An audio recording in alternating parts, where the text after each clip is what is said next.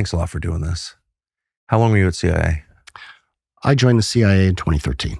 I was in the State Department before that, private sector. I served as 2nd Ranger Battalion before that. 2nd Ranger Battalion, State Department, CIA. When did you leave CIA? I retired on 30 June, so real recently. A month ago. Yep. Last year, you became a whistleblower. It was before last year, but yes. I think it started long before last year and had to do with vaccine mandates, which is a separate topic from COVID origins, but yes. You first came to my attention anyway, and thank you for fighting vaccine mandates. One of the most evil things this country's ever done. But COVID origins, you went very public. You testified in the Congress. Why did you decide to do that? Well, there's a subpoena that helps make a decision process. Okay. So no, but in all honesty, I came forward and I had done a transcribed interview for 6 hours and 40 minutes behind closed doors with the Homeland Security and Government Affairs Committee. When it looked like that the CIA was obstructing our investigation, when it looked like every obstacle was being put in place, when the subpoena came, I was happy to go. I was happy to speak publicly. But then you become, you're in a different category once you do that, I think. That's a big decision, isn't it? It is. You know, I hate to say it, I had some practice with the COVID vaccine mandates. And frankly, you know, maybe we'll be touching on this earlier, but that story that came out publicly on May 13th in front of Senator Rand Paul's committee, I had passed that story to the Senate Select Committee on Intelligence in April of 2024. I'd also given it to the House Permanent Select Committee on Intelligence, 2 oversight bodies, in 2023. And the first time I came and spoke to the House Permanent Select Committee on Intelligence on COVID origins was actually in November of 2021. Now, the story was a little different then, but I came forward multiple times trying to let them know that we're being lied to. So those 2 committees, you pronounced you spelled out their formal names, but just the House and Senate Intel committees, the oversight committees. Oversight committees. This is the legislative branch's oversight of the most powerful, arguably the most powerful agencies in the government, which have very little civilian control, particularly CIA. I think there are only 3 appointees at CIA? I believe 3 appointees, which is, in my opinion, not enough. Oh, well, it's totally crazy because it means whoever's elected by the public doesn't have any control over this agency, which I think is proven true. But anyway, the control is supposed to come from the Congress in the form of these 2 committees. Mm-hmm.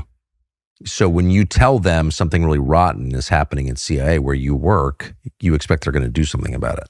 I did. And I think COVID opened my eyes. I was naive. I was an operations officer. So I spent most of my time out in the field, collecting intelligence, recruiting spies. That was my job. I was not an analyst. I was not collecting other people's intelligence and turning it into finished intelligence.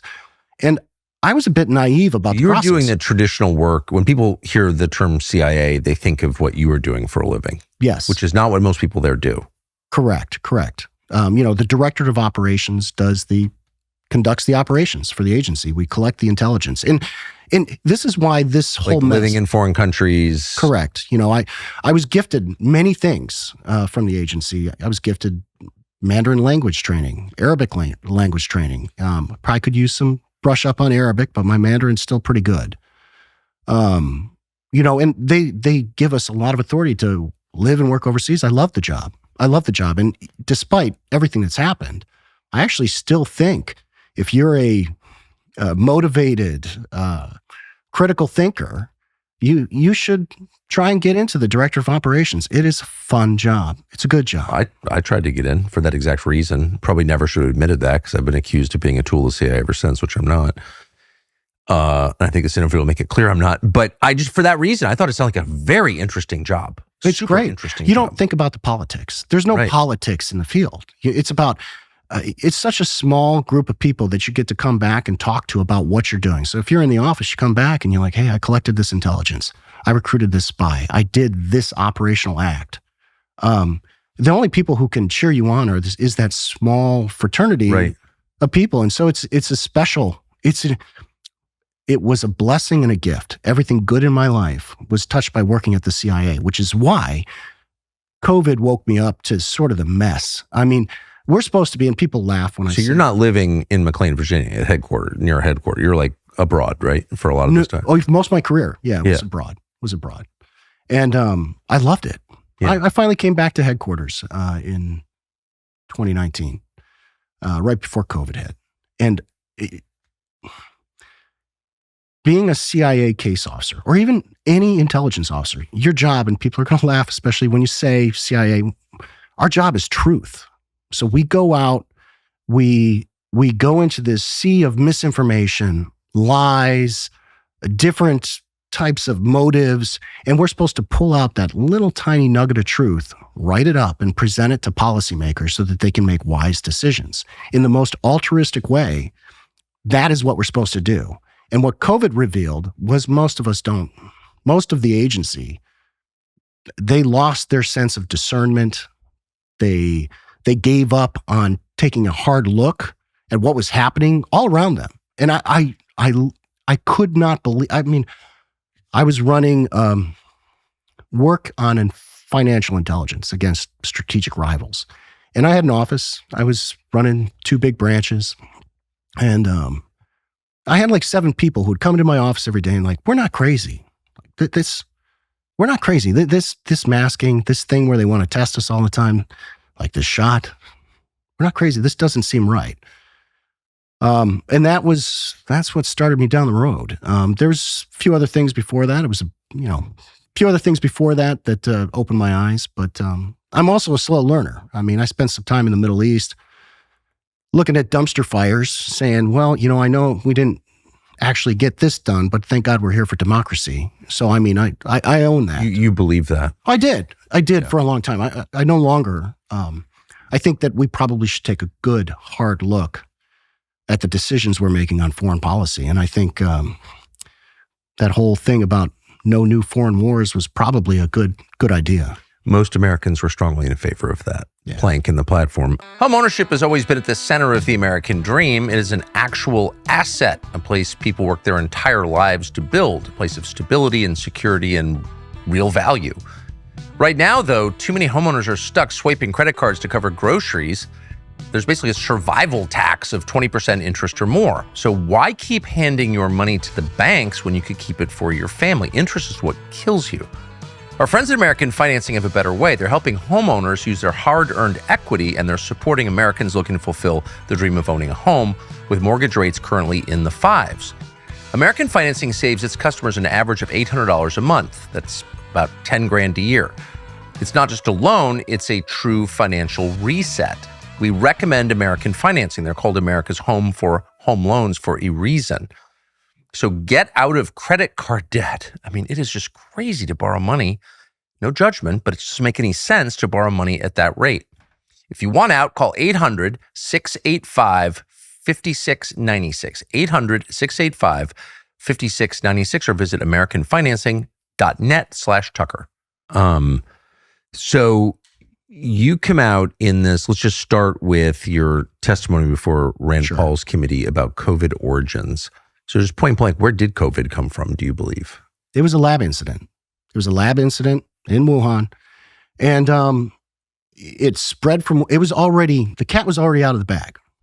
I think if people look at my public testimony, I'm convinced that the intelligence community could have made a pretty sound assessment by mid-2020 that there was a significant chance that this was some variety of lab incident that occurred that caused this pandemic. And a lab incident changes how we view public health policy. So if it's a natural incident, I have a feeling, if Americans, and I said this during the testimony, if Americans knew that the basis for the vaccines, for example, came from a nucleotide sequence that was given to us by the Chinese government, and we just took it, put it into a computer model and said, well, here's our vaccine. And people were like, but didn't you just say it came from some lab in China in Wuhan, they probably would be a little more hesitant to put that in their body. I personally think any new technology is unwise to. That's confirmed. Yeah. Oh, yeah. We got, I think it was, I forget the exact date. It was early January. The nucleotide sequence was sent from the Chinese CDC over to, I believe it was our CDC, but it was sent over to the health establishment here in the United States. We took that, and it was put into a computer modeling that, I mean, my guess is there was probably a lot of previous work done on COVID. On coronavirus research. I should be precise on that. There's all sorts of coronaviruses that we've been looking at over the years. There was a famous outbreak, of course, in Asia. Mm-hmm. So you believe that the virus just escaped from the lab, the famous lab in Wuhan? Do you think it was an accident? I think that we need more data from the CIA to actually fill out what Director Gabbard was doing. But yes, I think that it escaped from a lab in Wuhan, and it spread everywhere. Inadvertently, I think.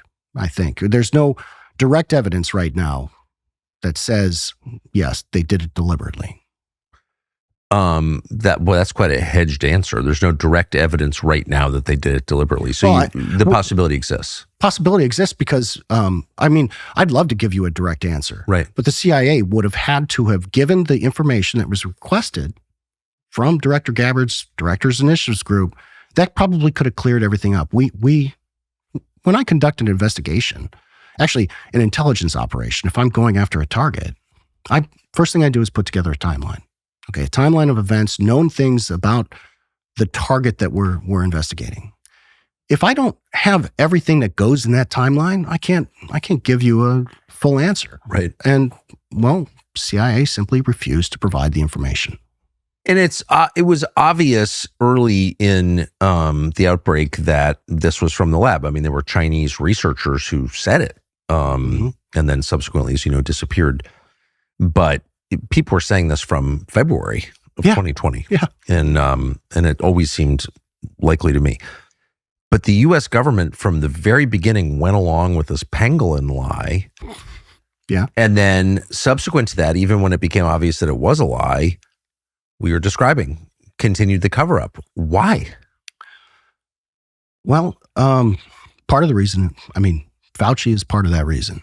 And, I'm going to be very blunt about it. And since I'm going to be blunt and also give my opinion, when I was sitting in front of the Senate, I wanted to make sure I was very accurate in everything I said. I don't want to give some supposition, but I will give a little supposition here as well.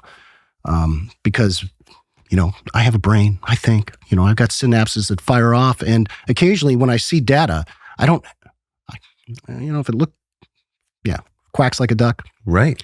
So, I think Anthony Fauci was fully aware that the funding that had gone on for various types of dangerous research, dangerous gain-of-function research, had been going on for a very long time, okay?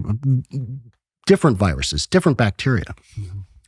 And, there are, I see connections for good reasons as well, biodefense. I see connections to research that goes on. But I think they understood that a house of cards was going to fall down if this got out too quickly. That there was a distinct possibility that American know-how, American expertise. We really do. I take a look at some of the scientists that the IC relies on for expert advice. These people are really, really impressive people. Okay,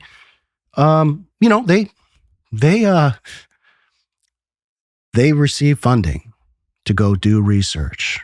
They're involved in health. They're involved in biodefense. All of a sudden, you've got a virus that looks, there's a couple ties that tie the financing over to Wuhan, China. He had to know.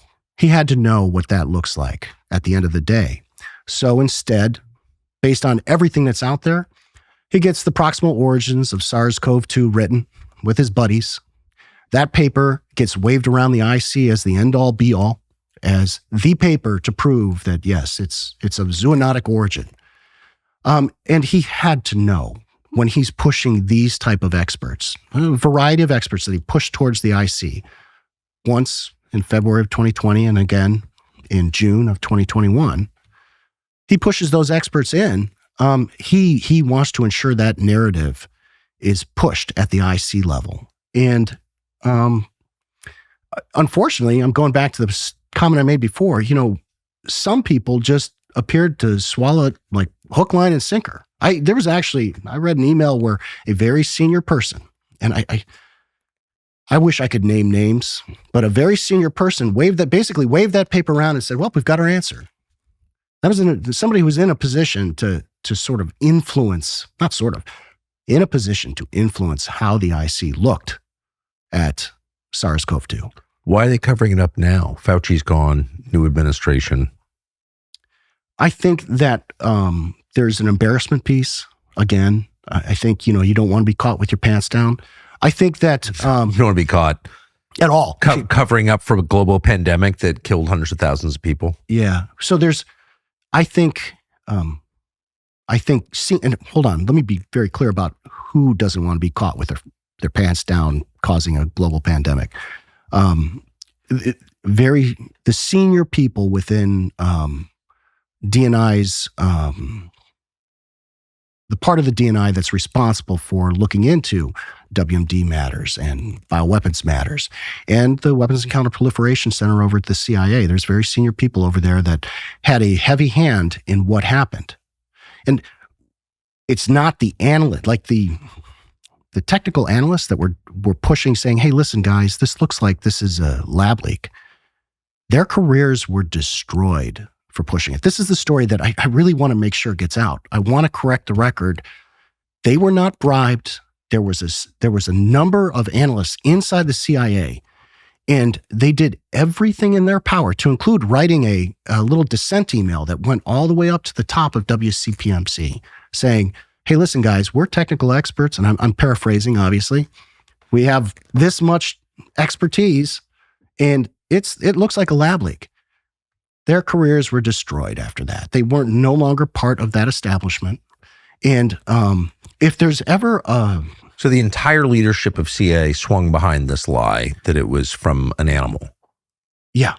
And why are they still doing it? Well, because tell you what, when the CIA produces the documents that were requested to help finish the investigation, I think we'll have a better answer on why. How can CIA get away with not producing those documents, or documents from the Kennedy assassination 63 years ago, which they also haven't produced, as you know? Who allows that to happen? Oh, that's a packed question. There's a few pieces to that. So senior managers allow it to happen inside the CIA. And oversight, to some extent, oversight has failed clearly over the years. I'm not criticizing right now. I just want to be clear. I think actually Rick Crawford is on it right now. I'm definitely criticizing. He'd be the member of Congress who oversees the House Intel Committee. Yes. So historically, they've abdicated their role in oversight. And let me give you an example. I want to give you a very clear example. When I was a young officer, not a young officer, but I had earned my stripes, done my work, and I was going to do my first meeting with a liaison service. Now, most of the time, it's like, good luck, buddy. Yeah, have fun. I actually had a senior officer pull me aside. He said, listen, here's how liaison service would be a foreign intel intel service. So this is where you get declared to the foreign intel service. Right. You're no longer hiding from everybody. And you're working together on goals that you both care about, hopefully.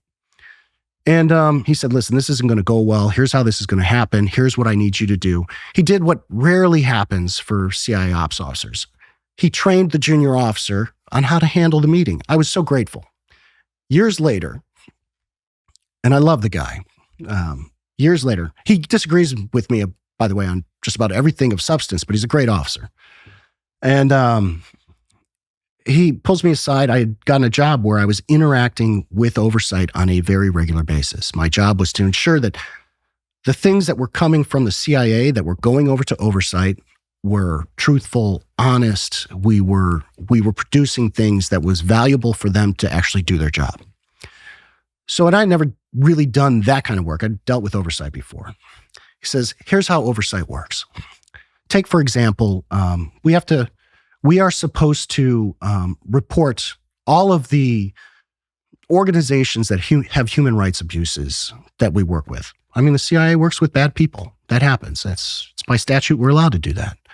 But we have to report it. We have to make sure that they know. So we give them a list. And I don't know if it's quarterly or every other year or whatever it is, but there's a report that comes out. And he said, he was explaining to me, let's say somebody on the other side of the table says, hey, this service here, I don't like this. I don't want you working with this service. So he says, how do you handle that? I'm like, I don't know. You tell me. He goes, you say, well, just tell us to stop. And the meaning is, we know that you can tell us to stop, but you got to get everybody else to tell you to stop. And if we keep doing it, you got to get everybody else to pull the purse strings. And that never happens. So, like, you should just tell us to stop doing it then. It's become a kabuki dance.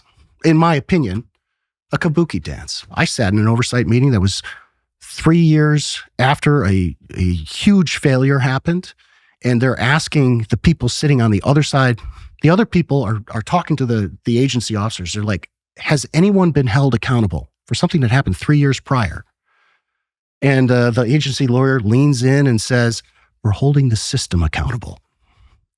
So unless just how are we doing that? I don't. Well, if they're holding the system accountable, they need some work because the system keeps chugging away. System's not a person, right? Right. Eating right's pretty important, but it's hard if you live here. About half of the American diet is ultra-processed foods, and that hurts you. Fake food harms your body, your mind, and especially your liver. So people think that feeling sluggish and foggy and bloated is just what it is to be older, but that's not true. Eating crap makes you feel that way. Well, our friends at Dose have a solution. It's called Dose for Your Liver. This doctor-approved plant-based liver supplement is clinically proven to promote liver function and lower liver enzyme levels. That means you're less bloated, less tired, you feel more like yourself. All you need to do is take a daily 2-ounce shot. Tastes like orange juice, an easy shot of liquid. It's not the Vax. People we know use Dose for Your Liver, and they have seen rapid results in their blood work, and they feel much, much better. The difference is very obvious. Lots of brands claim to support liver health, but do so before their products have gone through testing. This has been tested. Everything checks all the boxes. Visit dosedaily.co/Tucker. Use the code Tucker for 35% off. That's dosedaily.co/Tucker. Code Tucker, 35% off. You're going to love it. Where does Tom Cotton, who is the senator who chairs the Senate Select Committee on Intelligence, where does he fit into all this? Well, I think he's a cheerleader for everything we do. He has no role in oversight. I think he's a complete cheerleader. And I'll give you a very good example. I provide you a couple documents here. After my hearing, Senator Rand Paul sent another subpoena over to the ODNI saying we need all of this information. I'll leave it with you. We want it. Well, Director Gabbard leaves. Pulte takes over. And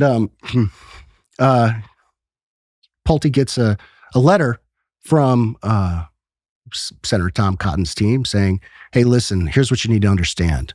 Sissy maintains oversight responsibility. Sissy's a Senate Intelligence Senate Committee. Select Committee on Intelligence. Yeah. We maintain primacy on oversight for these sort of matters.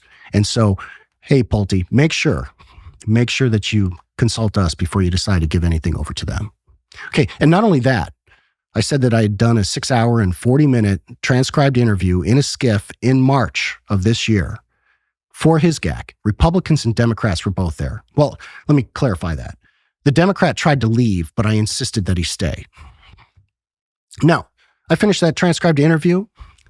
They won't give it back. They won't give it back to his GAC. Sissy will not give his GAC is the Homeland Security Government Affairs Committee, the one that Rand Paul's on and Ron Johnson's on. I think some of the Democrats are on there, Fetterman, a few others. Wouldn't know. They didn't show up to the hearing. So, Sissy's saying you can't have your own transcribed interview. Sissy's saying we are the ones who have primacy over oversight over the intel community, but they're not doing oversight. And how do I know they're not doing oversight? I've already sort of mentioned it. I went to Sissy in April of 2024, and I told them a story about 6 of 7 technical experts saying COVID origins, COVID originated in a lab incident, and they did nothing with it in 2024. So of course, Tom Cotton doesn't want somebody else digging into it because it probably just exposes the failure of their oversight. Tom Cotton is so clearly a tool of CIA. Oh, yeah. Yeah, I mean, as far as I can tell, that guy, he's there to make sure that he protects the CIA. But that's the opposite of what the job entails. That is exactly the opposite, yes. Now, his wife worked at CIA as an analyst in Langley. I don't know, but I believe I do know, and that is correct. I've talked to her about it. And so I'm not blaming him. She's very nice. I'm not attacking his wife, just to be clear. But that's pretty close relationship for someone who's going to be in charge of oversight of that same agency. Yeah, it's sort of like Fauci having his wife in charge of bioethics. That's an interesting little relationship. So that's just, again, I'm not accusing Mrs. Cotton of anything. She's a nice person, and I think she's left CIA. But the point is, that's weird. And then Cotton's reflexive defense of CIA against everybody, including the Office of the Director of National Intelligence, is very, very striking. And his impulse always is to hide more from the public. That isn't what we voted for. I'm very aware of that. And you have to, and of course, he's a very weird guy. I don't know him. So he's let me just say again, he's a very weird guy. And almost everybody I know on those committees, I know a bunch of members, Dan Crenshaw was on the House Intel Committee. So it's like, what is going on here? It feels like the IC, CIA probably taking the lead on this, controls these people. How do they do that?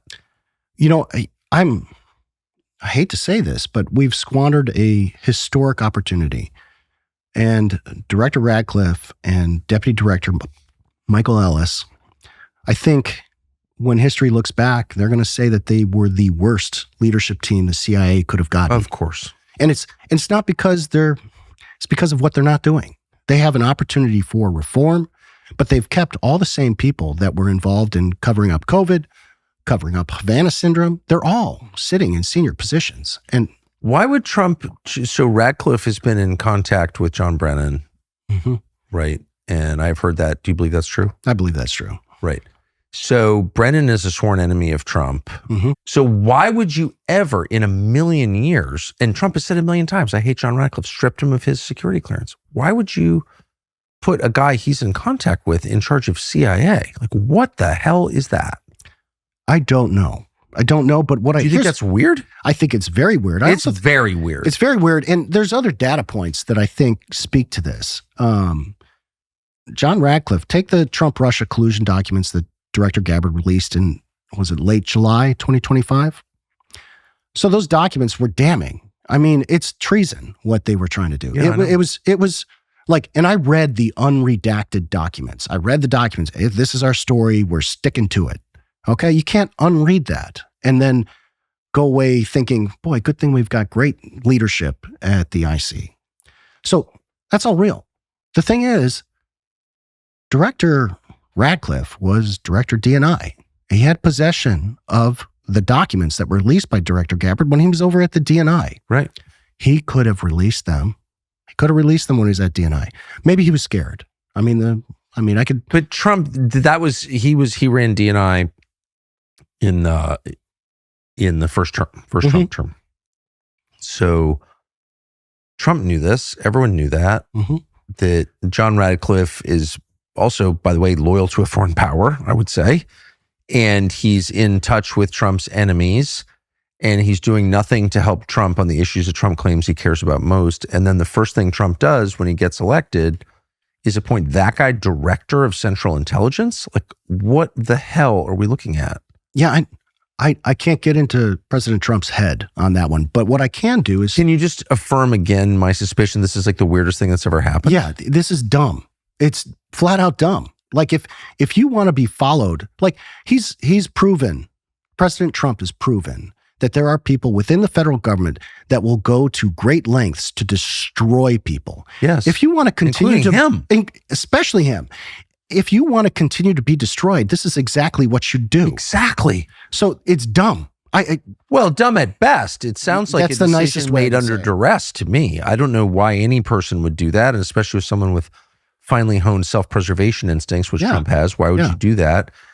And I also noticed something else. Tell me if you have too, that of all the appointees, high-level cabinet secretaries, big appointees in this administration, Ratcliffe has basically received no scrutiny in the press at all. Yeah, neither did Rubio for the most part. Sorry, I wanted to add Fair. Thank you. But did you notice that? Of course I noticed it. You're a CIA director. You're one of the most powerful people in the world. It's a giant red flag. It's a giant red flag to me. I'm sorry. You got to have, if you're coming into one of those positions, it doesn't matter who's in charge. I expect controversy. I want an argument over it. I want to see people get mad about the person that's going. But to this day, most people have no idea who the director of national intelligence is. Right. And he's treated like a head of state when he travels abroad. He runs CIA. We don't know what their budget is. It's an incredibly powerful agency, as you know better than I. So, and this guy, no one says a word about him. So that tells me that the American media are at the very least beholden to, if not controlled by, CIA. Like, where are they? Where's CNN? Where's the New York Times on this? Where's the Washington Post? Yeah, I'm glad you mentioned the media, because the media plays a huge role at this point in American freedom, our future. And take a look at the media blackout, even on, I'll personalize it here. On May 13th, you would have thought every news outlet would want to hear what was happening behind the scenes during COVID. Fox News was the only one that covered it. And that happens all the time. It tells me that the media is controlled. The media is controlled by the government. This thing where we've got an independent media, it doesn't exist, okay? And that's a big problem for government oversight. It's a big problem because whistleblowers who go through the system, sorry, I'm going to pivot just a little here, but whistleblowers are essential to holding the system accountable. But to honest government. So I can tell you, I've personally walked through the system, and it's so broken that now when people come to me and say, should I be a whistleblower? I tell them no. And that's I say, the only reason you should be a whistleblower is if you're prepared to lose everything. Okay. Because you're not going to get a gold star when you're done. Okay. It's not going to make it good for you personally. It's not going to make it good for you professionally. And if you say go through the IC system, they continue to investigate themselves and find no wrongdoing. If you go to the ICIG, I went to the ICIG and I tried to get them to Intelligence Community Inspector General. Thank you. I apologize. No, it's all right. The internal watchdog. Yeah, the internal watchdog. And Chris Fox, by the way, I think is another one I should mention specifically. I think he's got the spine to try and get something done to clean things up. And I said that in my testimony. But let's say you go through the whole system and you realize, oh my gosh, the system is broken. What do I do now? Well, the last line of defense for a free society is a free media. And let's say you're like, you know what? This is wrong. I have to do something. And you say, I'm going to go to the media. Well, that's Russian roulette. Okay. And by the way, let me be perfectly clear. I am not advocating that people with classified information go immediately to the media and just start spouting their mouth off. That is not what I'm saying. No, they should just dump it on the internet. That's what I think. Put it on the blockchain? Just want to be clear. Okay. I am advocating for that. And I do think that people with relevant classified information should disclose it to the public. They should. But I don't blame any of them for not. The system is broken. Christians ought to be safe in the Holy Land of all places, but they are not. Keep in mind, these are the descendants of the first converts, the first people who followed Jesus, people whose families have worshiped in the land Jesus walked for centuries, for thousands of years. And these same people are now facing enormous pressure to leave, fleeing their homes amid war and anti-Christian terrorism. Untold numbers of innocents are lost and without hope, fellow Christians. But how do you support them? There are groups out there who claim to support them whose real agenda is to move them out of their actual homeland. We think that's wrong. We think that's evil, in fact. And so we've looked far and wide to find a group that is actually supporting Christians in the Middle East. And we found one. It's called the Vulnerable People Project, VPP. It's one of the very few groups consistently helping vulnerable Christians throughout the Holy Land. They deliver food and water to Christian communities trapped in Gaza, for example. They help rescue civilians. They provide emergency aid to families who have nowhere else to turn. Today, they are helping Christian churches and families safely remain in the communities where their ancestors worshiped Jesus. There should be a lot of groups doing this, and trust us, we have looked for over a year now, and there aren't. But the Vulnerable People Project is doing exactly that, and their work makes an amazing difference in people's lives. A gift of just $33 helps provide a day of protection and support for the vulnerable Christians in the West Bank. Who's looking out for them? Nobody. Well, they are. A monthly gift of $83 helps sustain that protection throughout the month. So visit SaveWestBankChristians.com and stand with Christians in the land where Christianity began. That's SaveWestBankChristians.com. We are proud to partner with them. Thank you. And if you go to the media, So if you go to Jake Tapper, maybe he's not going to he might criticize CIA too much. You're playing with fire because you could be putting yourself in a lot of trouble. And that is an oversight mechanism. The whistleblower system is an oversight mechanism. And that's what I love about Gabbard's release of information, for example. Take the Trump-Russia collusion documents. She included whistleblower testimony.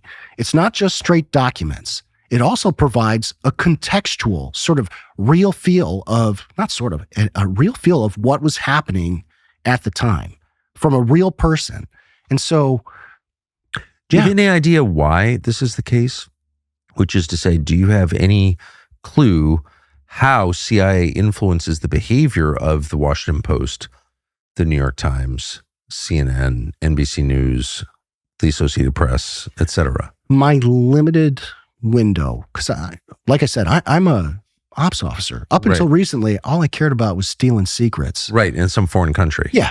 Yes, to be clear, not American secrets. I want to ask you about that in a minute, but... Okay.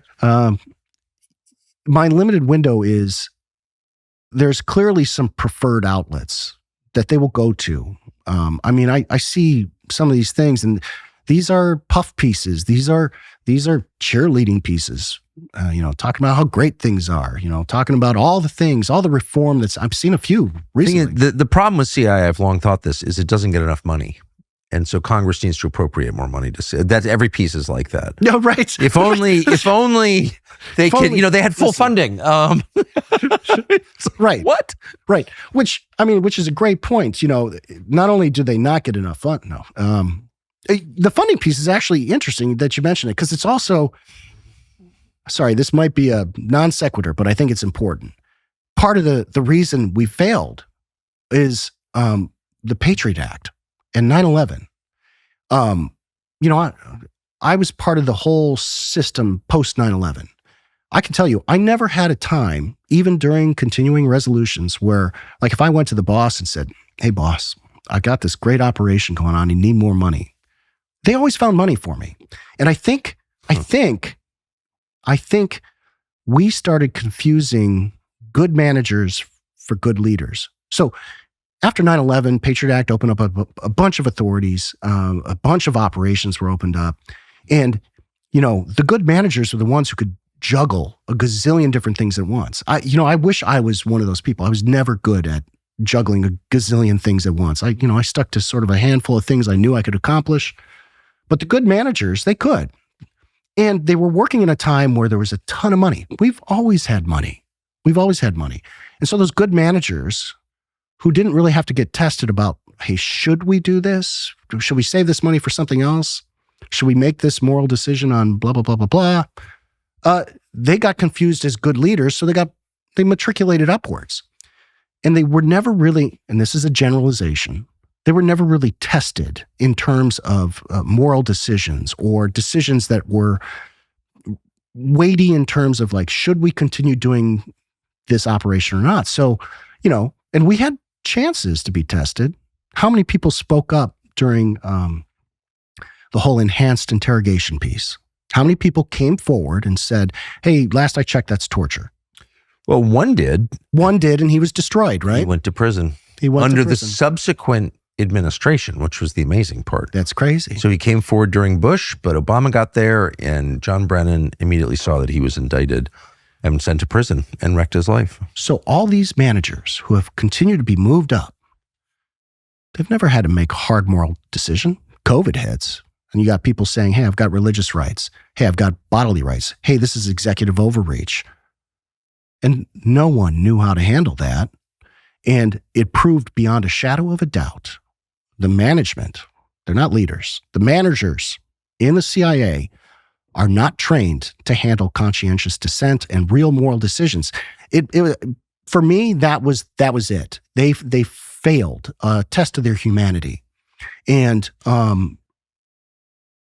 that opened my eyes. There's a open, no one asks this question very often, but where does CIA's funding come from? Well, it comes from the Congress in part, but that's not the entirety of its funding, period. But the part that is appropriated is classified. So we don't know exactly what the budget is. How can you, and I'm pretty sure the president doesn't know. In fact, I'm pretty certain the president doesn't know. So like, how is that civilian control of an agency if no one really knows how much money there is or even where it's coming from? It's not, and there are reasons why they want to hide budget. They don't want understand. People, and I really believe in sources and methods. We don't want to see sources dead. We don't want to see sensitive methods destroyed. But, if the naming conventions for the various offices at the CIA are made so indistinct that outsiders can't understand what they do in that office, well, that's meant to protect the type of operations you work. That's sources and methods. Of course. But there's a real question on the oversight piece. Like, how does oversight happen if you can't go, what exactly does that office do right there? What does it do? It's got a weird name. Where's the money going? Yeah. Why does it need that much money? And you also have to ask, like, is CIA doing anything that's so critical to the interests of the United States that you would give up any hope of managing it or having oversight over it, that you would allow it to be its own country in the middle of your country? The answer is that shouldn't occur. Right. Period. I mean, morally, ethically, no. Is it occurring? I worry it is. Oh, I think it's definitely occurring. There's no question about.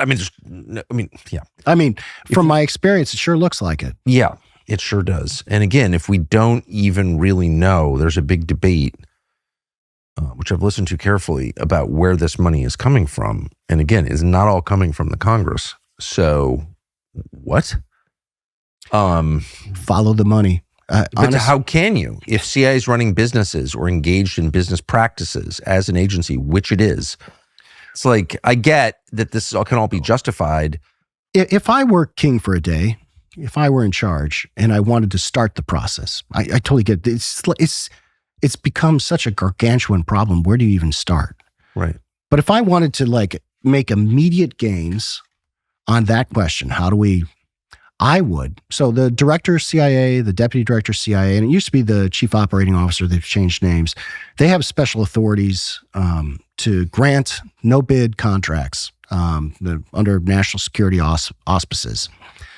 I would come in and I would start auditing every single one of those contracts that were given out by the director and deputy director, particularly in that little window between administrations.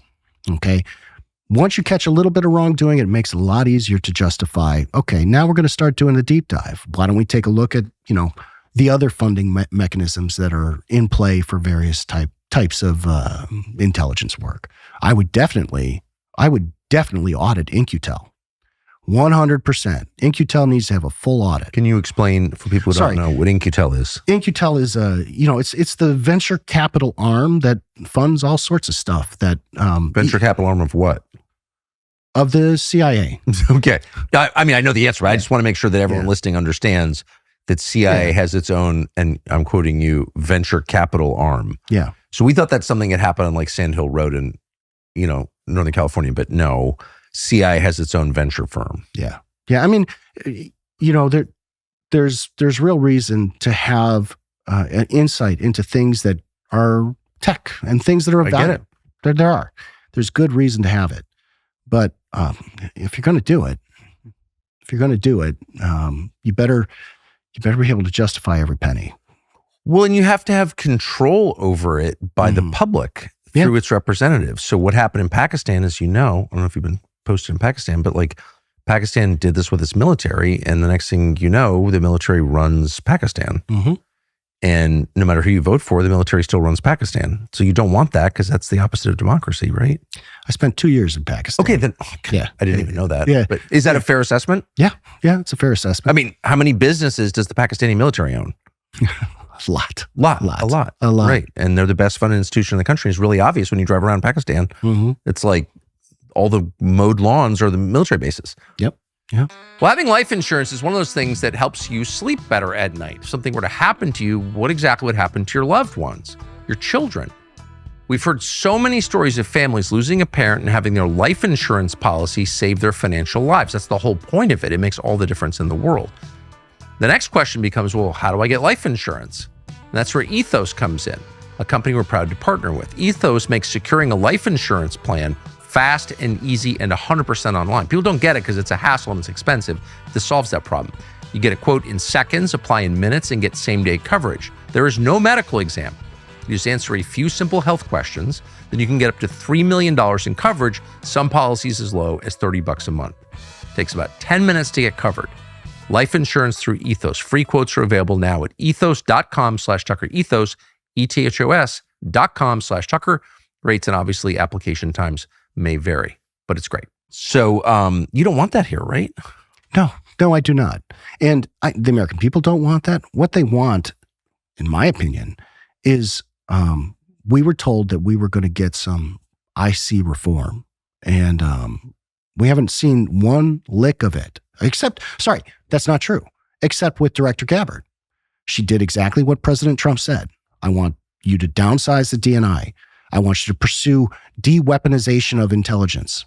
I want you to pursue COVID origins. I want you to pursue Havana Syndrome and election security. She did all those things. She tried to pursue those things and she got beat up for it. I want to get to that in some detail in just a second. But first, I just want to go back to John Ratcliffe, former congressman who runs CIA. Why hasn't he pursued reform of CIA? That's a very tough question because I'm not in his inner circle, but as far as I can tell, it's because he doesn't want to. He's perfectly happy to let the people that are running the agency, those managers who matriculated upwards, who were confused for good leaders, they're running the place. I don't know why he's letting that happen. Everybody I know in that world says that he's just a pure mouthpiece for Mossad. Everybody says that about John Ratcliffe. I don't know about that. I can't speak to that, but what I will say is he's not getting it done. He's not reforming anything. I mean, there's still, and I don't remember what they're called, and I'm not even sure I'm allowed to say what they were, but, right before the administration changed, the DA came up with 3 new ways to write products that only stay inside the CIA. They don't get propagated out. So what good is that? And so the CIA continues to create products that have no oversight and can be held on to, especially if they're writing things up that they want to wait. Explain what a product is. You're not talking about a new kind of toothpaste. Right. No. So, analysts will write a paper, finished intelligence, on some topic. And there's different types of papers you can read. They've got different names. But there's a new type of analytical product that they can write up now, which that is supposed to be shared with the community. That's the whole point. You write something up, you share it with the community. No, they decided they're going to keep it inside the CIA and not propagate it outwards. If oversight wants to look at something, look at those papers that are being written that are meant to stay inside the CIA and not go anywhere. My gut tells me they're just going to hang on to them until they can make them go somewhere, maybe the next administration. Who knows? Right. I mean, you're describing the ability to create dossiers on people. Dossiers on all sorts of stuff. So here's the reform that I would institute if I had the power to do it. The President of the United States asks for information that is held by one of his agencies that he oversees, because he's one of only 2 elected officials in the entire executive branch of government. And the CIA does not produce that information. And then that's the point at which you call John Radcliffe and you say, listen, bitch, you've got 24 hours to do this or I'm having Kash Patel have you arrested. Mm-hmm. But there's none of that. It's like the president's proxies ask for information from CIA and they're like, we can't find it. Yeah. When everyone knows that's a lie. Well, election security. Here's a good one. Kurt Olson is the guy. But like, would that work? Why couldn't you do that? You could, in theory. What do you mean in theory? This is the president's agency. He was elected by the public No, to I run agree. CIA. Like I'm missing something. Sorry, no. You are 100% Trump treats right. CIA like it's a foreign power that he has to negotiate with. I can't understand why. It's the craziest thing I've ever seen. It should work like that, but it's not. It's not working like that. There are frankly, Director Gabbard shouldn't have to negotiate with Director Radcliffe over some of this stuff. She had people in her team that have all the intelligence background to handle the type of products that were coming out of CIA, operational traffic, those sort of things, and had to negotiate. Everybody's got to negotiate. Why do we have to negotiate? Why would President Trump? Where's the president in this? The president issues an executive order January 23rd saying, I want all available documentation on these number of historical incidents, including the assassinations of the 60s, but not limited to those. He doesn't get it. He does not. And, So why doesn't Trump say, okay, it's been a month. I want it by this afternoon. Where is it?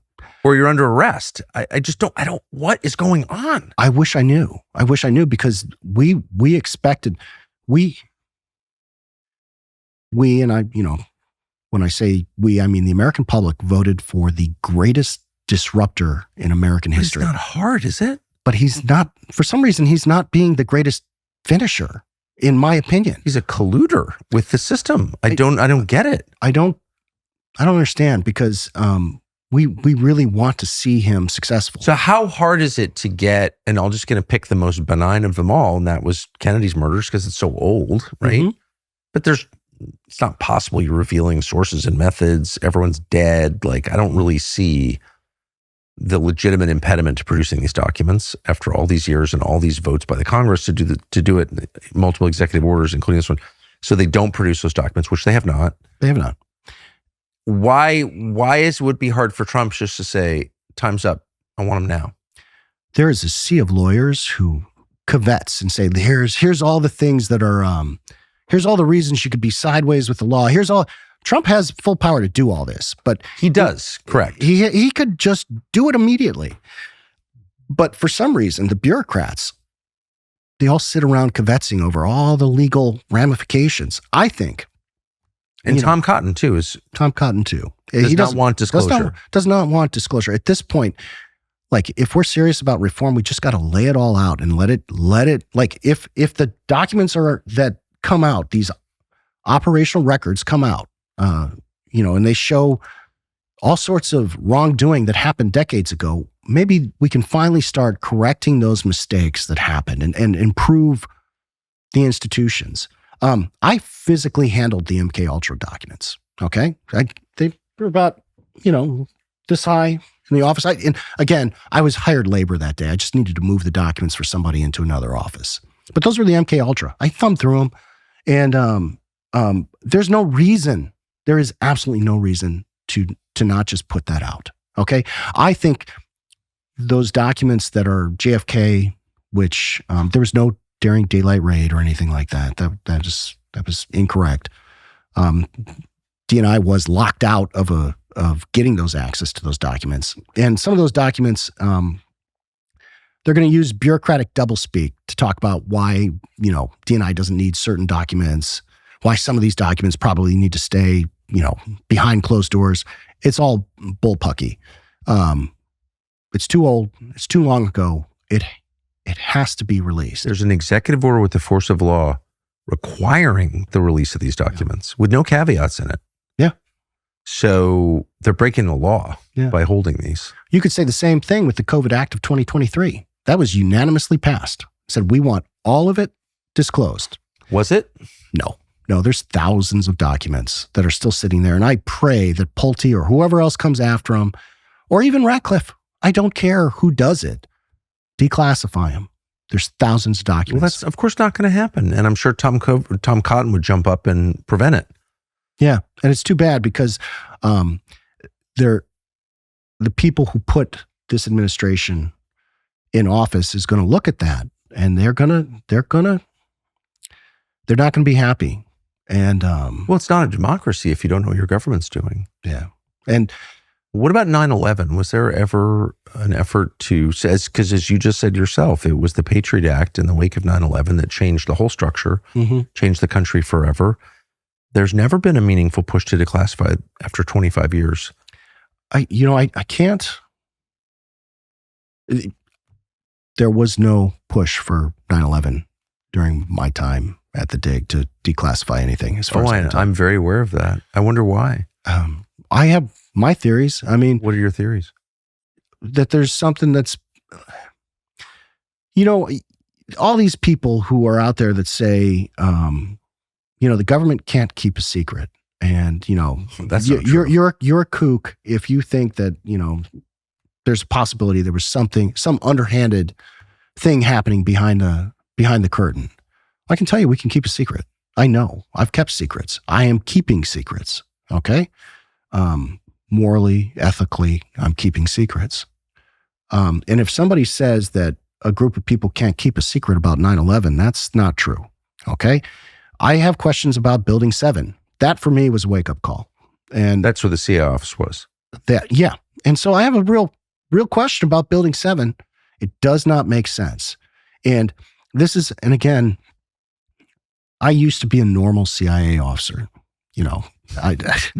That's such a great sentence. I used to be a normal CIA officer.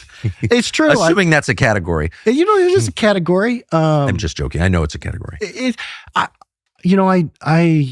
still love the agency, but there's something off with Building 7, and something off. Yeah, like how did it fall down? Why was it announced on television before it fell down? Yeah, those are real questions that need real answers. So because there was a CIA office in that building, they admitted it. I didn't misremember that. No, you didn't. Did anyone ever talk about this? What you mean at CIA? At CIA, what happened over the course of my career? What happened? Like what happened to our office in Building 7? The building that no plane hit, but somehow it fell down. So when I say I used to be a normal CIA officer, for most of my career, no one I knew talked about that. Right.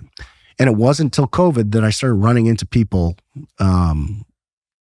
whatever this means, it wasn't until COVID that I started running into people that started asking those questions. And I was listening to them going, first I had CIA employees? Yeah, CIA employees. I had a visceral reaction when I first heard that. I was like, what are you talking about? I did exactly that. What are you talking about? They can't. That didn't happen. And as time has gone on, I had the same reaction, by the way. Yeah. I'm a slow learner. Me too. I'm a slow learner, and I'm a slow learner. But there's a lot of questions that need. So what were other CIA employees who had thought about this before you did or I did? What was their theory about how that building came down? Put me on the spot here, but doesn't mean it's true, and you're not endorsing it. I'm not endorsing. I'm interested to know what actual CIA employees think about the destruction of the CIA office in Building 7. A lot of people had questions about, the folks that were dancing on top of the building and celebrating. Israelis, the Mossad officers. Yeah. So a lot of people had questions about that. A lot of people had questions about why was it an insurance policy? I believe. You did a whole segment. That's right. You did a whole segment on this. Yeah, we did a documentary. There's an insurance policy that was taken out right beforehand, which is pretty fortuitous, pretty prescient. They've brought up a whole bunch of things, and from my perspective, these are good questions that deserve answers. So, was the feeling that building was by someone brought down? Yeah, I mean, some have said that explicitly that I've spoken to. Yeah. They said explicitly, yes, it sure looks like that thing was a controlled explosion and, fell in on itself. And these are active CIA officers. I mean, it's pretty obvious. If you take, if you filter out the propaganda, the screaming in your ears from Jake Tapper, like, shut up, conspiracy nut, and just ask like, well, how did that happen? You can't get an answer because obviously it was brought down with explosives It sure of looks some like kind. Right. So, but who did that and why?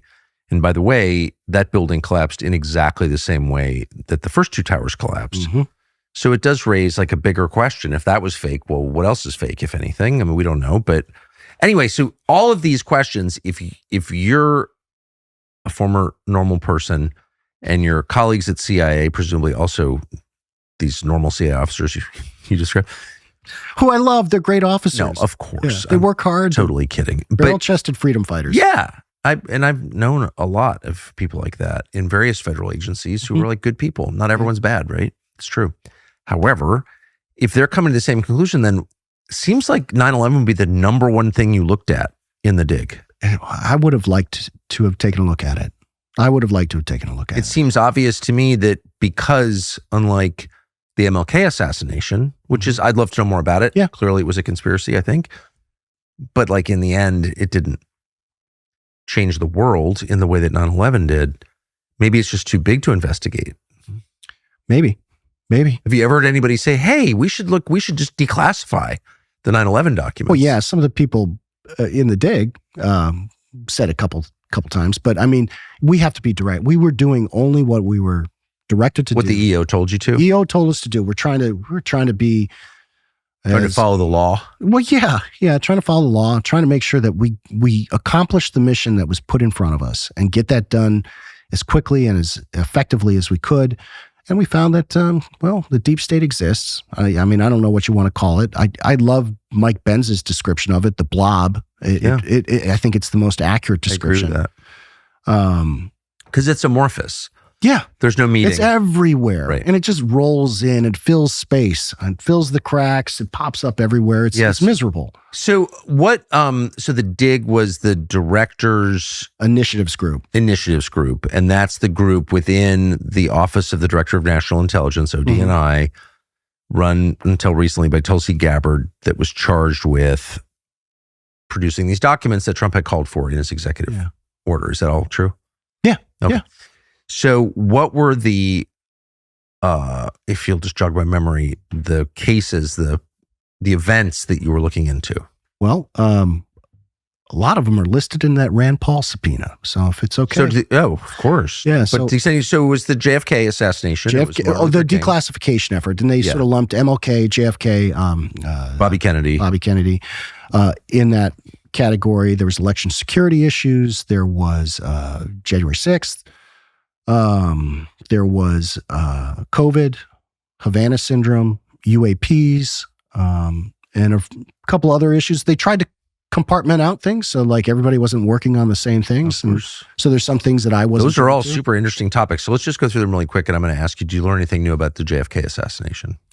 So I have to admit, I'd never really followed it. So I was just hoping we'd just release it all, and I assumed there was a lot of people who were into it, and they would pull the documents and make those conclusions for me. So I don't have any revelations that I was following very closely. I was shocked to know that the CIA was running Oswald. Yeah. And that's true. That did come up. He defected, but that was all a scam. And the Russians were very paranoid about Lee Oswald. He was a Marine Corps corporal, I think. Mm-hmm. And he shows up in Russia and they're like, you're a secret agent, but he actually was. So I didn't know that. MLK, anything come to mind? I wasn't following it. Sorry. Yeah. January 6th. I think your interview with Steve Baker covered quite a bit with that. And I think the only thing I want to add to that is Steve Baker's provision of information to the dig. I think that was sort of the first step to the dig being shut down. And I've never seen a reaction quite like what I saw from the agency. Can you tell us what Baker did, just so we have context? Yeah, sure. So Steve Baker provided information based off gate analysis that indicated that a current CIA officer, former Capitol Police officer, may have been the person who placed the bombs that were outside the RNC and DNC on the evening of January 5th, early morning, whatever it was, and provided it to the DNI. Now, he provided it to the DNI because, and I didn't realize this till much later, As we're doing these investigations, sometimes you just need to bring in an expert. And he had been following it for so long. Somebody, and I'm not sure which part of the team did it, they asked him hey, would you like to help us with this? He deferred. He said, listen, I'll be glad to give you anything you need, but I don't actually formally want to be part of the investigatory work because he wants to be a journalist. Yeah. He's actually a musician, which I find great. And so he provided that information, and a memo was typed up. The memo went to the PD DNI, the Principal Deputy Director of National Intelligence, Aaron Lucas, and it got scanned in and sent over to Michael Ellis. And that thing got shot. Number 2 at CIA. Number 2 at CIA. Shot all over the CIA, and next thing you know, people were losing their minds. When I say people, because they were so excited to get to the bottom of this case. Right. We finally figured it out. No, they were pretty upset. They're like, "What are you doing? This is defamation." And people were pulled in front of other people, and defamation in what way? Well, they're saying, "Listen, this person who was named in this investigation, she's not that individual was not the person who did it, and you could get yourself in a lot of trouble. You could get sued." How did they know that person didn't do it? They don't. Right. They don't know that, and we know they're a bunch of liars, is what you're saying. That is definitely one way to say it. But yeah, I mean, they don't know that, and it's weird to me because the CIA's job is to take in information, Exactly, and by law, if there's a chance that there is some illegal activity that occurred, we have to inform the CIA that, hey, listen, there's an employee that might be involved in this. Right. Take it seriously. But you're saying that CIA did not respond coolly or analytically to this information from Steve Baker as provided by ODNI. They did instead what? They decided they were going to investigate the dig. Okay. And I for what purpose? The people who provided the information. Yeah. Gave it to them. And, to me, it's insanity. Were they upset about this information? Sure seemed like it, because you don't call somebody up and say, we'd like you to show up at this facility for an interview. And that facility is for polygraphs, by the way, which is basically an interrogation tool. And say, hey, listen, come on by. I mean, there was a fella sitting next to me. He asked me, how do I deal with this? And I said, well, you tell them that you work for the DNI and that you would like them to send a full list of the questions they'd like to talk about. Maybe send it to your lawyer, and you make sure you CC everybody in the DNI front office on that email chain because you want them involved in fixing this. It was insane. The reaction we got from them was a visceral reaction. And so you were practicing tradecraft your career at CIA, so know that kind of reaction suggests, not good. Not good. I immediately assume that there's wrongdoing, and right or wrong, that's what I assume. If you're going to react like that, well, hold on a second. What are you protecting? Why are you? Of course. And so, and everybody, I'm not a genius here. You don't need to be a CO to have the exact same question. So what I'll say about this was, the CIA decided that was the end of it. And so they made every obstacle they could to try and prevent us from conducting our investigations. And it was simply refusing things, slow rolling things. Even within the DNI's Office of General Counsel, there are things that we want to push through there to make sure that we're street legal. Somehow they managed to slow roll even the stuff we were trying to get over to, for example, Senator Rand Paul's committee. There was questions and follow-ups that sat with that group for months. And wait, but on the specific in the specific case of January 6th, so there are a couple things that jump out. One, that of all people in the world to be identified by a distinctive gait, which apparently is a product of a sports injury. That's Sounds what like Steve it. Baker says. But it's whoever was in the figure in the picture had a weird gait. The woman Steve Baker says he thinks is that person has a sports injury. She's a Capitol police officer. But of all places to wind up working at CIA, how did she wind up, right? According to the court documents, she had applied for a job prior to 6 months prior to January 6th. I can't remember. Okay. But I mean, it's possible to get a job over there. It's not easy to get hired by the CIA. What does she do there? Do you know? She works in security. I don't know the specifics of her exact job. Is it possible that she provided security to the director? I don't know. It is possible, I suppose. They pull people in if they're short. So they'll pull people in to, like, there's a special group of people that handle security for the director, deputy director, the coup, maybe not the coup. Well, the coup's changed names, but like the director and deputy director over at The coup, the chief operating officer is the now. coup against Mossadegh? Oh, sorry. No. Just kidding. It was a little CIA joke. Yeah. You guys know coups. We know This is them. a different coup. Yeah. Okay. So, yeah, I suppose it's possible. It doesn't matter whether she did or didn't. What really matters to me was that reaction. And it's worse because the information, there was a Homeland Security investigator that was given the information and asked to pursue this. What was his name? The Osborne. Osborne. And so he was found dead weeks later in his apartment, in his condo. And that's worrisome. It's worrisome because there's questions about how he died. And, there's a lot of people who don't want to talk about Mr. Osborne and his death. Why? Well, I think what they don't want. Why don't they want to talk about it?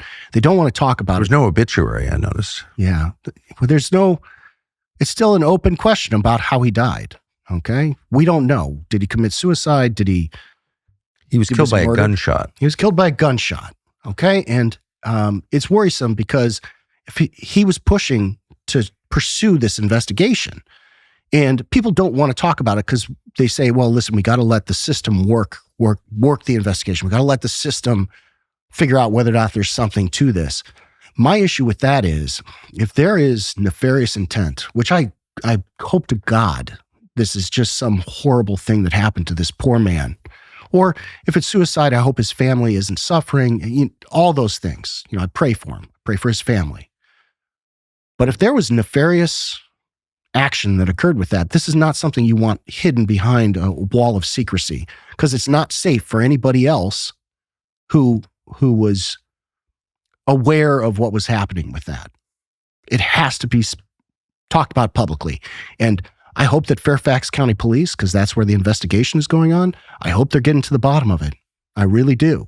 Because it's just interesting that as someone who spent his adult life working for CIA, and you said you loved it, and got so much out of it, but you seem to believe by what you're saying that the CIA would at least be capable of killing this guy. Well, I don't know who did that. I'm not saying the CIA did it, but something happened.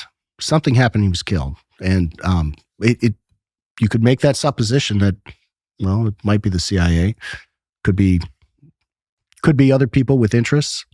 And I also find it fascinating that within a very short period of that Steve Baker piece coming out saying we found the woman who placed these pipe bombs, the Department of Justice, after, well, I guess 5 years of not finding a suspect, arrested some autistic black kid and charged him with the crime. It's crazy. I don't believe that for 1 minute. That the autistic black kid did this. No, I don't. Not for 1 minute. And the other issue, I don't know. Do you think the Department of Justice is capable of framing someone like that? Apparently. I don't. I can't speak to motives. I don't want to. So evil, though. If this is what happened, it's pure evil. And there's other data out there. People should go take a look at Kyle Serafin's podcast and what he was on the surveillance team surveilling Person of Interest 3. There's other data out there that seems to indicate that this is not the full story. I don't believe that kid, this is just my opinion, but I don't believe that kid is the guy that got arrested, the autistic kid that has feet that are 6 sizes too big to be the same person. It doesn't add up. But I will say, is the NAACP involved in this? All the professional defenders of black people out there who were like out in force 5 years ago. I love black people. Okay, now is the time for everyone who stood up 5 years ago during the George Floyd insanity and said, I love black people.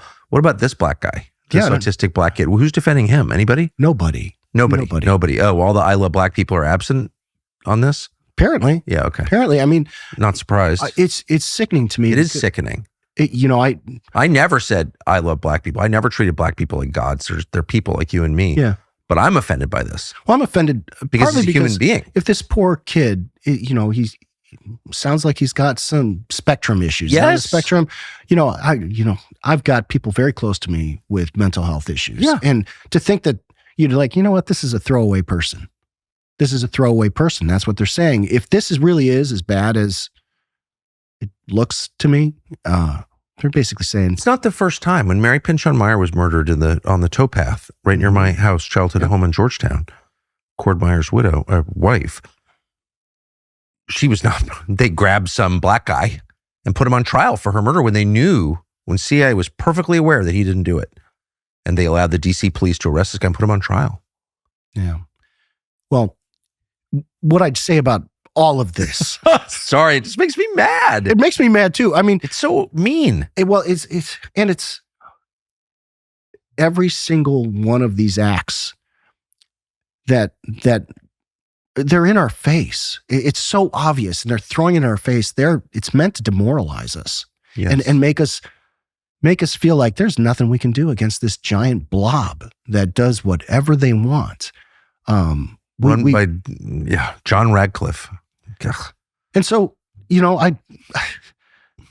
as far as the dig is concerned, as far as Steve Baker's story is concerned, that was the death knell for the dig. And I think, but it's got to make you think, if CIA is this involved in it, clearly they were this involved in January 6th. I mean, why else? If I'm John Radcliffe, okay, and I find out that someone on our security team has been identified by gate recognition software as the person who planted the pipe bombs on J6, I would say, at least we got to look at this. Yeah. So I wouldn't say let's shut down the investigation that produces information. Right.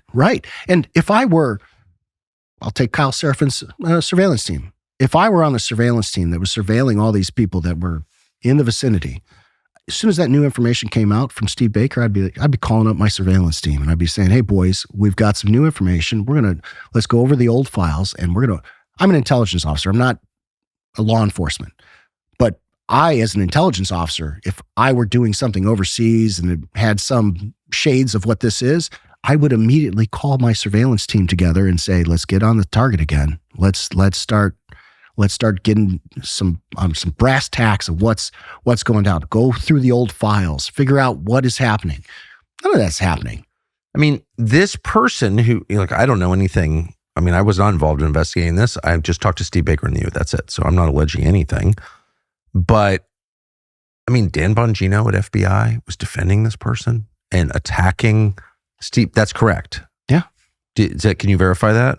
Attacking Steve Baker? Yeah, Steve Baker. Yeah. I'm going to help fund a libel suit against you and all this stuff. Supposedly he said, but he was certainly attacking Steve Baker. What does Steve Baker do? He used gate recognition software, which the federal government uses, by the way. Yeah. It's not a crackpot technology. No. It doesn't prove anything, but it moves you closer like anything else, facial recognition, right? Yeah. I mean, it breaks things open so that you can start conducting more investigations. Okay, so you're an expert in human behavior, of course, because you're like recruiting spies. If this were happening in Pakistan, not your country, you'd be like, this agency must be involved. Yes. In the event in question, J6. Yeah. I mean, that's the problem. I keep seeing parallels to third world countries of things like this happening, where I'm like, if this were happening in another country, I'd run an intelligence operation. I've monitored elections in foreign countries, and as part of that process. And if here's another example. If I had seen the anomalies that had occurred during our election that caused January 6th in some foreign country, State Department would be probably sending out a demarche. So there's and will you explain to people who don't know what does that mean? Oh, it means we'd be criticizing that country for their election practices. We'd give them a formal statement saying, you have done wrong, and we think that you need to stop doing X, Y, and Z because your elections are fraudulent. That's what I'm saying. So that's another example. I keep seeing these parallels. If this had happened in some foreign locale, It's kind of weird if you take 3 steps back. I'm not alleging anything at all. I just happen to notice the pattern that this happens in 2020. It's clearly no one's proved that the election was stolen, so far as I can tell. But the evidence that this was like not how you run an election. This is how a fraudulent election is run. It's overwhelming. And then Trump gets shot in Butler and then decides to hire Marco Rubio as Secretary of State, Steve Walz as National Security Advisor, and critically, John Ratcliffe as Director of Central Intelligence. And then he wins the election with the majority of the popular vote, and you don't have any of these problems. If this were happening in a foreign country, what would you say? I have some questions. I will say part of the reason President Trump won was because he managed to capture the Maha vote, and he should be probably a little more cognizant of what Maha He shouldn't be endorsing mRNA technology. Stuff like that. But that's separate from your point. It's just kind of weird. Like if you wanted, above all, to have a war with Iran, not just to get rid of their nuclear program, but to reset the world order. Right. Get the U.S. out of the Middle East, end the U.S. dollar and the petrodollar. And that was your plan, clearly. That's the plan. It's happening. And no American president would go along with that because that would like destroy your legacy and your nation. Right. Especially for someone who campaigned on Of course. And clearly didn't want to do it. But let's say that was your plan. And that's a big plan. That's a history-changing plan. Yeah. You would, you'd do whatever you could to make it clear to that guy, like, there's a carrot and a stick here. Like maybe you get elected, maybe you don't get killed if you go along with it. Yeah. Has that ever occurred to you? Yeah. I mean, if I'm being honest with myself, yes. Yeah. I don't know that happened. Nobody has ever bothered to explain what did happen, if that's not what happened. Like, it's just totally normal that we invaded Iran after, 6 months after saying we ended their nuclear program to like restart again without trying to convince the public and then just do this thing that we know is going to wreck our country, which it now is. Yeah. What I mostly, not mostly, what I very much dislike is the alternative voices that came together to form this coalition, because whatever MAGA is, whatever Maha is, like all these people came under a very big tent and they offered their voices, their support for President Trump because what a great coalition it was too. Yeah. It was awesome. It was awesome. You had these people who came forward, and then the alternative voices have been systematically removed from the pool of people that are supposed to be advising. Is that true? I think so. Sorry, I'm just laughing. Yeah. I was one of them. That is definitely true. And like Joe Kent, for example. Oh, the best. He's a wonderful human being who— I agree. I look at the reaction to him resigning the way he resigned. And I have friends who I deeply respect. I love them. And they're like, oh, you shouldn't have done it that way because it criticized President Trump. I'm like, for many years, when people resign from office, a lot of times they'd resign on principle and they'd write a letter just like that. Joe Kent was not disrespectful to President Trump. At all. And if you can't get through to a president, you can't get your message across, say, hey, listen, I need you to listen to me. At some point, doing the right thing is writing a respectful letter that says, hey, I disagree with this policy. I'm leaving for this reason. This happened all the time before. The thing that bothers me is— what's the option? Leaking to the media, right. Subverting the president's program.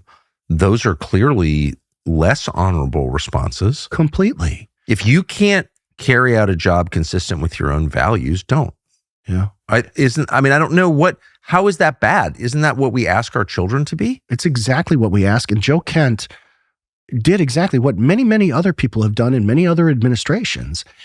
My problem is the screeching and the gnashing of teeth that came from this people associated with this administration. They treated him worse than if he was like some kind of leaker. Well, actually, they claimed he was. They claimed he was a criminal. That he was under criminal investigation. His security clearance was unimpeded till the day he left. So we know that it's not true. It's a lie. They admitted it was a lie, but they trashed the guy's reputation. They trashed his wife. Yeah. I mean, I'm sorry. He is sacrificed for this country. And, he did an honorable thing. He spoke with respect to the president. He couldn't get through, so he decided to leave. I keep seeing these indications that there are blast doors up around the White House, around key figures that you can't get through. You can't talk to them. And again, I wish I was part of the inner circle so I could see what was happening.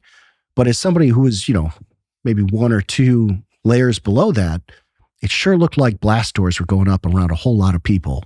And I don't know how we got on that, but I think it's important for it's just because it's sad, and the coalition that brought Trump back to the White House in 2024 was like a beautiful thing. Mm-hmm.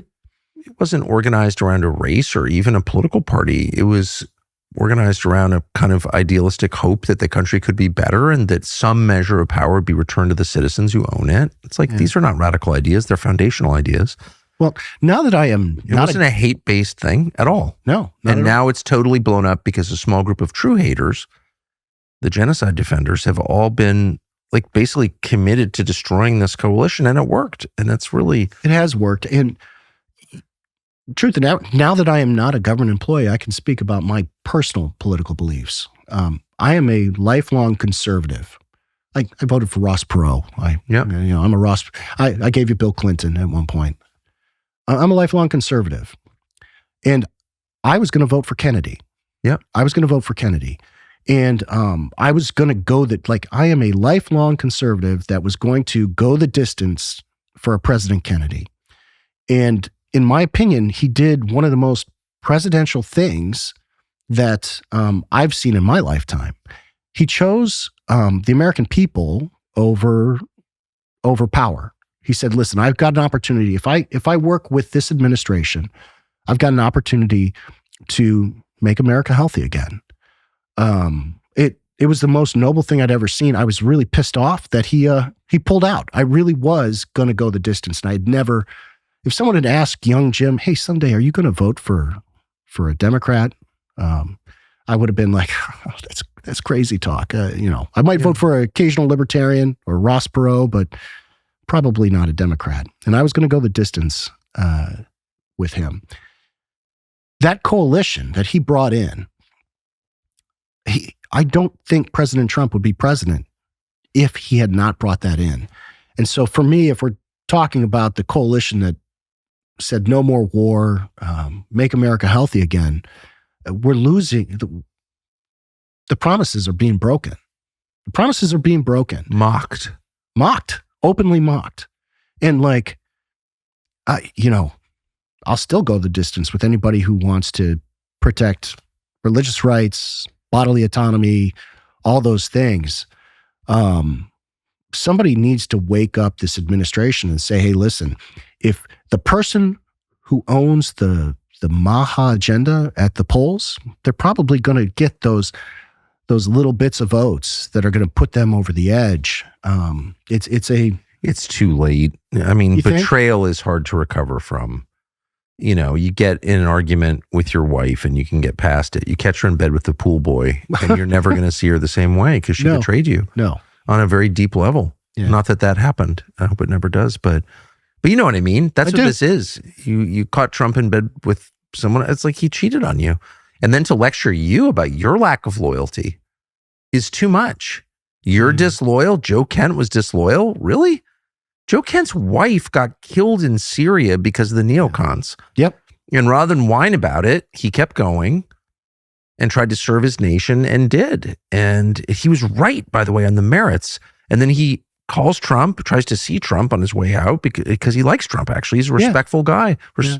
And Trump trashes his wife and says, he got remarried awful quick. Really? Because it was under your administration that his first wife was killed because you didn't have the balls to get American troops out of Syria because you're controlled by Israel. That's a fact. So then to lecture Joe Kent about getting married again after you ever saw the death of his first wife, I was like, can't deal with this anymore. Yeah. There's been a lot of disappointment. I know that's the understatement of the year, but a lot of disappointment. And I have disappointment, to bring it back around to the conversation about the agency and everything else, I have disappointment with the agency. I wanted reform. I wanted real reform.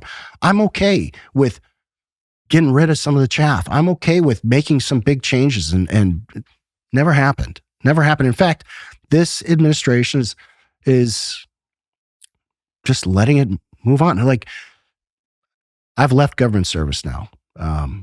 I co-founded an organization. If it's okay, I'm going to talk a little bit about that because I think it's important. At some point, I'm going to go into the private sector. But the thing about being a government employee, if you're in military or forward-facing, you want to have a mission. You want to have something that you're like, no, I want to be part of something bigger. And that's the hardest part of leaving government service.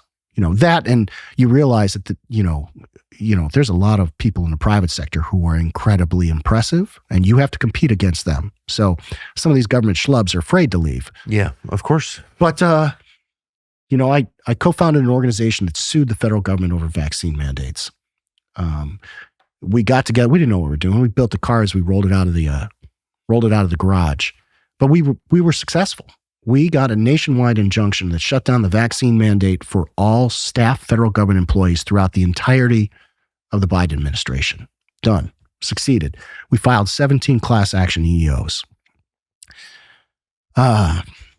Towards the end of my time at the dig, the last year in the dig, turns out that the CIA decided that every single person who was non-compliant with those vaccine mandates, they weren't, just insubordinate. They were spies. So they had all of them investigated by the Counterintelligence Mission Center's Counterespionage Department. Not really. Oh, really? All of them said, yep, we got to check. So I personally filed an Office of Privacy and Civil Liberties complaint. And I blind CC'd every single unvaccinated officer in the CIA. And then when nothing happened, after 40 days, I sent it up to the Intelligence Community Inspector General. I said, you need to investigate this. My problem is they're purposely waiting longer than a 45-day period, because as soon as I CC'd all these unvaccinated officers, as soon as I CC'd them, they have a 45-day window to file an EEO complaint. I know a lot about the complaint process now. Never used to. Never made a complaint until COVID. And I wanted to give them the chance, if they were upset about it, to actually file those complaints. A bunch of people filed the EEO complaints. But all we really wanted was, and again, this is under Director Radcliffe, all we wanted to do was to expunge the records. See, when you have a counter-espionage... Wait, John Radcliffe okayed counter-espionage investigations? The investigation occurred in 2021. Right. Okay.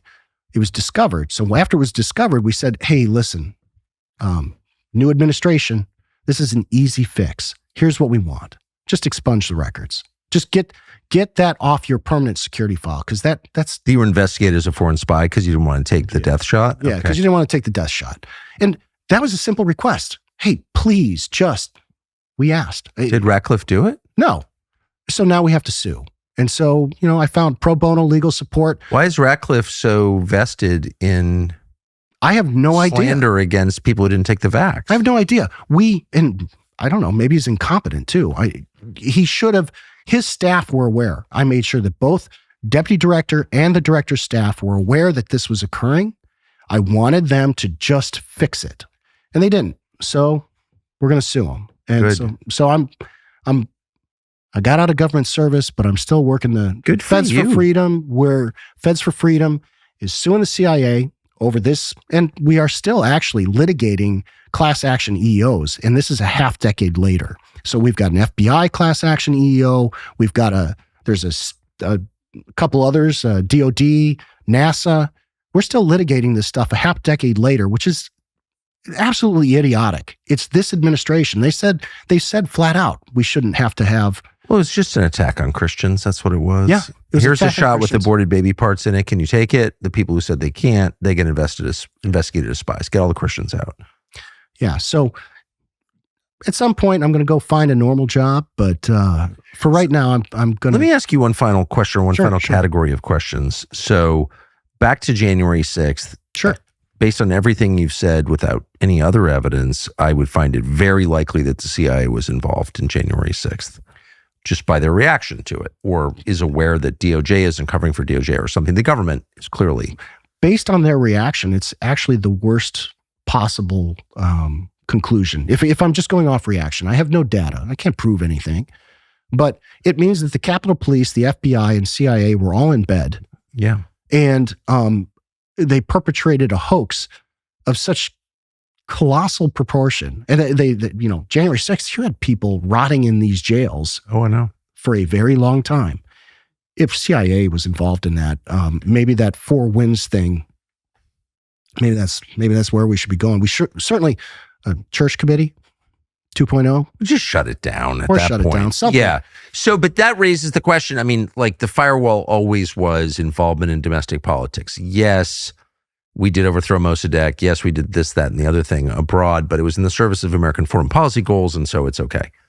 But what we'll never do is start tampering in our domestic politics, our democracy. Right.